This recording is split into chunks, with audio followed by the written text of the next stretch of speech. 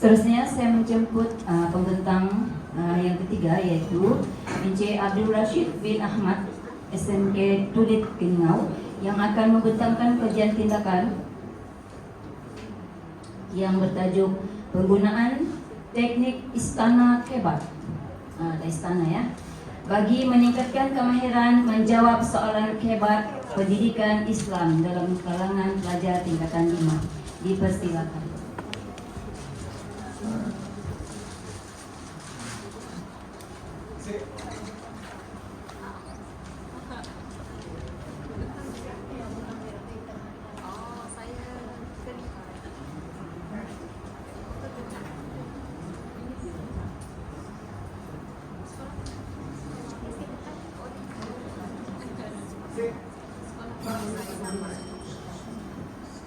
Bismillahirrahmanirrahim. Alhamdulillahirabbil alamin. Wassalatu wassalamu ala asyrafil anbiya'i wal mursalin wa ala alihi wa sahbihi ajma'in. Rabbi shrah li sadri wa yassir li amri wahlul 'uqdatam min lisani yafqahu qawli. Amma ba'd. Sekali apresiasi buat peneraju acara, penjaga masa yang setia, adalah juri yang teguh saksama, warga pendidik berwibawa. Assalamualaikum warahmatullahi wabarakatuh. Salam kedamaian, salam sejahtera, salam SMK Tulit, we are the best, dan salam Malaysia Madani buat semua. Baiklah, kita teruskan dengan apa tujuan saya datang ke sini pada hari ini, yaitu membawa hajat yang besar untuk membentang sebuah kajian tindakan kepada semua. Kajian tindakan yang bertajuk penggunaan istana kebat bagi meningkatkan kemahiran menjawab soalan kebat pendidikan Islam dalam kalangan pelajar tingkatan 5.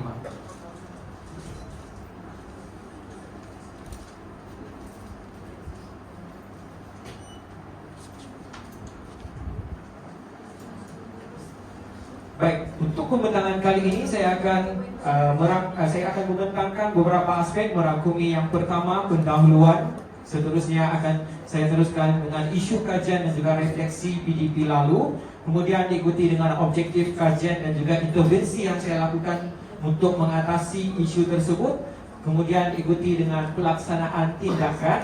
Dan kita akan juga lihat pemerhatian semula dan dapatan kajian. Dan saya akan tutup dengan refleksi semula dan kesimpulan tentang kajian tindakan yang telah saya jalankan.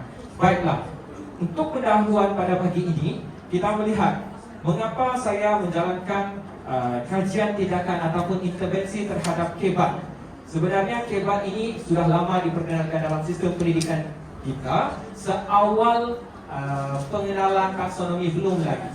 Baik, tetapi akhir-akhir ini kebat menjadi sohor.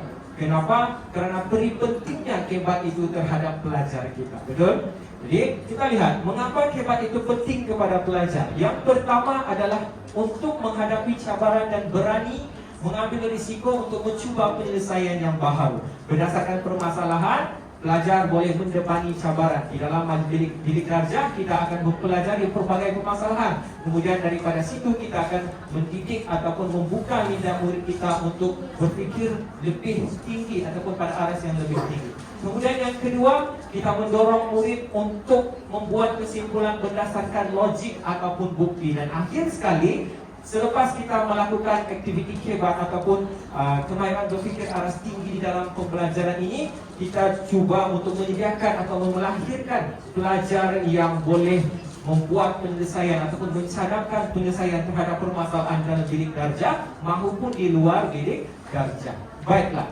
apakah isu yang berlaku di dalam bilik darjah yang saya alami?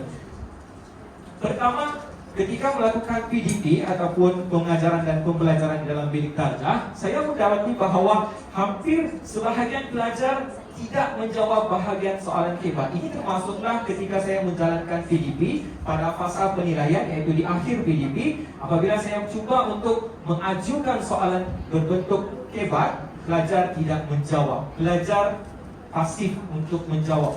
Pelajar tidak menunjukkan pun ciri-ciri ataupun tingkah laku untuk menjawab soalan tersebut. Kemudian yang kedua ialah di dalam ujian ataupun peperiksaan pula, saya dapati selepas analisis dokumen yang telah saya lakukan, saya dapati bahawasanya bahagian soalan kebat itu ditinggalkan oleh pelajar dan mereka tidak jawab ataupun mereka tidak cuba untuk menjawab bahagian tersebut. Kemudian berdasarkan analisis dokumen ini, saya tidak berpuas hati dan saya cuba untuk mendekati beberapa orang pelajar dan cuba untuk jalankan temu bual secara tidak berstruktur. Saya cuba tanyakan apakah alasan ataupun sebab punca mereka tidak menjawab soalan kebat, dan antara mereka memberikan alasan tidak tahu menjawab, kemudian tidak berani menjawab, kemudian mereka menjawab tetapi jawapan mereka tidak menepati elemen jawapan kebat. Seterusnya, berdasarkan temu bual yang saya jalankan, saya cuba untuk bertanya kepada murid, adakah kamu ingin mendapat markah yang lebih tinggi? Adakah kamu ingin mengubah diri kamu supaya lebih aktif dalam pembelajaran? Mereka menunjukkan jawapan ataupun respon yang positif. Maka berdasarkan maklum balas dan juga minat pelajar ini mendorong saya untuk membuat satu intervensi untuk mengatasi permasalahan ini. Baik, isu kajian yang saya peroleh daripada apa yang berlaku dalam bilik darjah yang saya jalankan ialah pelajar tidak menjawab soalan kebat. Mengapa? Yang pertama, berpunca daripada pelajar tidak tahu cara jawab ataupun mengembangkan idea. Yang kedua, tidak tahu elemen penting untuk menjawab soalan kebat. Soalan kebat ini biasanya ada elemen, ada rubrik untuk kita nilai sama ada pelajar ini menepati elemen standard tersebut ataupun tidak. Yang ketiga, pelajar gagal menyusun idea dengan baik. Ini maksudnya pelajar cuma menjawab tetapi idea yang diberikan tidak tersusun ataupun mencapah. Kemudian yang terakhir, tidak yakin dengan jawaban yang bakal diberikan. Pelajar tidak yakin pada diri sendiri sama ada jawapan yang diberikan itu akan diterima ataupun tidak. Maka mereka memilih untuk tidak menjawab. Baiklah, berdasarkan isu dan kajian yang telah saya dapati ini, maka terdapat beberapa objektif yang perlu saya selesaikan. Yang pertama sekali yaitu meningkatkan prestasi pelajar dalam peperiksaan. Meningkatkan prestasi pelajar dalam peperiksaan. Yang kedua, mewujudkan rasa yakin untuk menjawab soalan kebat sama ada di dalam kelas ataupun di dalam ujian ataupun peperiksaan. Kemudian berdasarkan objektif umum ini terlahirlah 3 objektif khusus, yaitu yang pertama, kata kuncinya adalah kemahiran, yaitu saya cuba untuk meningkatkan kemahiran pelajar untuk menjawab soalan kebat. Yang kedua, meningkatkan keyakinan pelajar untuk menjawab soalan kebat dalam peperiksaan pendidikan Islam. Dan yang ketiga, kata kuncinya adalah pencapaian. Saya cuba membantu murid untuk meningkatkan pencapaian mereka dalam peperiksaan percubaan SPM tahun 2022, yaitu pada tahun lalu. Maka berdasarkan objektif ini terlahirlah 3 persoalan yang utama, yaitu pertama, adakah dengan menggunakan teknik istana kebat ini dapat meningkatkan keyakinan pelajar? Yang kedua, adakah melalui teknik istana kebat ini dapat meningkatkan kemahiran pelajar? Dan yang ketiga, melalui teknik istana kebat ini dapat meningkatkan pencapaian murid di dalam peperiksaan percubaan SPM ataupun tidak? Maka lahirlah sebuah intervensi yang saya namakan sebagai teknik istana kebat. Teknik yang cukup mudah, yaitu di mana pelajar perlu menjawab soalan kebat menggunakan template berbentuk istana yang merangkumi elemen penting kepada soalan kebat. Teknik ini dapat membimbing murid untuk mengembangkan idea dengan susunan yang lebih koheren dan strategik. Maksudnya jawapan pelajar berkesinambungan, logik dan strategik. Baik, kenapa saya memilih istana? Kerana istana mempunyai 4 lapisan, 4 struktur binaannya berbanding kepada binaan-binaan bangunan yang lain. Okey, inilah teknik istana kebat yang saya jalankan, intervensi yang saya jalankan terhadap peserta kajian saya, iaitu murid mengisi template ini dengan memulakan jawapan dengan menulis isi pada bahagian atas. Kemudian untuk memastikan isi itu lebih kukuh dan mantap, maka murid perlu memberikan sedikit huraian menggunakan kaedah salah satu SUKA supaya untuk kerana agar. Kemudian ikuti dengan huraian lengkap. Sama ada pelajar boleh memilih menggunakan kesan, faktor ataupun contoh, dan akhir sekali perlu mendatangkan satu kesimpulan. Kesemua elemen ini sebenarnya memenuhi deskriptor ataupun standard dalam rubrik pemarkahan hebat di dalam pendidikan Islam. Maka apa yang saya jalankan untuk intervensi ini adalah yang pertama sekali saya menggunakan model Chemis dan McTaggart, di mana di dalam model ini menggunakan 4 proses. Yang pertama mereflect, yang kedua merancang, yang ketiga bertindak, dan akhir sekali memerhati semua tindakan yang telah dilakukan. Pengumpulan data di dalam kajian ini pula tiga kaedah yang dijalankan. Yang pertama analisis dokumen, yang kedua pemerhatian, dan yang ketiga melalui kaedah temu bual, iaitu kualitatif. Baik, ini adalah pelaksanaan tindakan yang saya jalankan, yaitu bermula daripada pilih dan padan, kemudian beransur kepada fasa pilih dan pasang, kemudian jawab dan jaya, kemudian saya jalankan fast one wins, dan akhir sekali ujian pasca untuk menilai keberkesanan intervensi yang saya jalankan. Inilah bukti di mana saya jalankan intervensi ini dalam bilik darjah. Saya hanya perlu pancarkan ke papan putih sahaja menggunakan slide projector untuk mengurangkan kos ataupun supaya istilahnya paperless. Baik, jabatan kajian merujuk kepada persoalan 3 persoalan tadi. Yang pertama, adakah teknik istana kebat yang saya jalani ini dapat meningkatkan kemahiran pelajar? Ya, berdasarkan perubahan di dalam jawapan murid itu membuktikan kemahiran murid itu meningkat. Seterusnya, soalan kebat mula dijawab oleh murid, dan seterusnya markah murid juga meningkat melalui graf yang saya tunjukkan di sini. Dan yang lebih meyakinkan saya ialah kualiti jawapan murid itu semakin baik. Seterusnya, persoalan yang kedua, adakah teknik ini meningkatkan keyakinan? Ya, betul. Melalui teknik ini, pelajar menjadi lebih yakin, dan ini menjadikan pembelajaran dalam bilik darjah itu menjadi lebih aktif dan inklusif.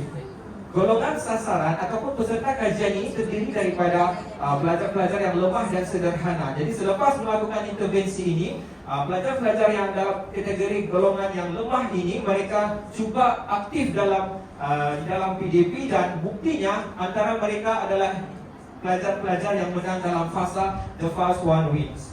Dan akhir sekali, pelajar juga menunjukkan keyakinan mereka terhadap teknik ini, dan mereka cuba aplikasikannya di dalam bahasa Melayu. Akhir sekali, persoalan yang ketiga, adakah selepas menjalankan intervensi ini dapat meningkatkan pencapaian murid? Ya, jawaban saya apabila merujuk kepada ujian pra, di mana 12 pelajar lulus dan 6 orang daripadanya adalah gagal. Namun pada ujian pasca, ini menunjukkan peningkatan yang sangat tinggi, di mana 88.89% murid mencapai lulus, dan 2 orang masih pada tahap gagal disebabkan permasalahan-permasalahan sendiri, yaitu contohnya masalah kehadiran dan sebagainya. Dan ini menunjukkan berdasarkan graf ini kita dapat lihat pada ujian pasca terdapat 5 daripada peserta kajian itu mencapai tahap cemerlang di dalam pendidikan Islam dalam percobaan pendidikan Islam SPM tahun 2022. Kemudian selepas menjalankan intervensi dan kajian tindakan ini, apakah yang saya dapat, apakah impaknya terhadap anak murid, terhadap saya, terhadap bilik darjah saya? Yang pertama, kita lihat analisis perbandingan ujian pra dan pasca itu membuktikan ianya meningkatkan kemahiran, meningkatkan keyakinan, dan akhir sekali meningkatkan pencapaian murid. Yang kedua, dari sisi positif pula, pelajar semakin yakin dan pembelajaran semakin aktif. Yang ketiga, sabaran kepada diri saya sewaktu menjalankan intervensi ini, pelajar lemah dalam menguasai istilah-istilah penting di dalam pendidikan Islam. Dan akhir sekali, kita perlu membuat penerokaan dan kepelbagaian dalam PDP, karena kitalah guru yang mendekati murid, kitalah yang menyelesaikan isu dan permasalahan yang berlaku di dalam bilik darjah. Sekian, terima kasih.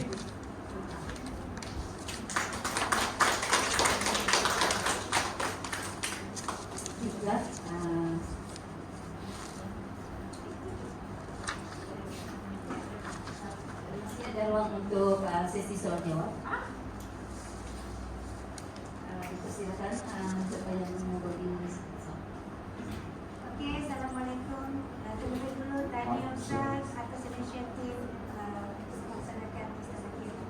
So, soalan saya, istana kebat bolehkah diaplikasikan di tempat lain?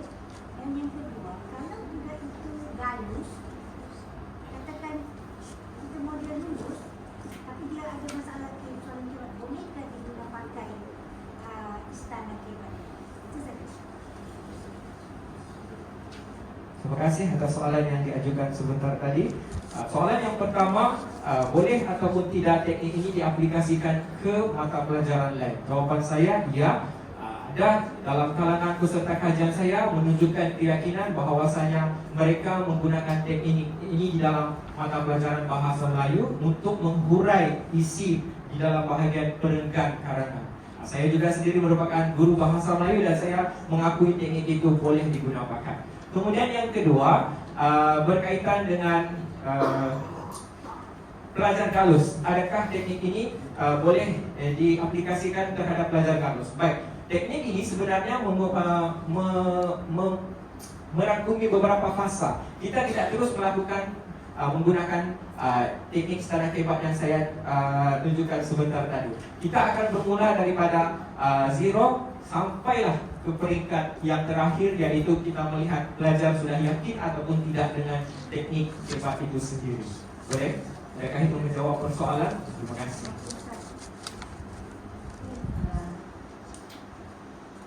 Masa sudah mencuti.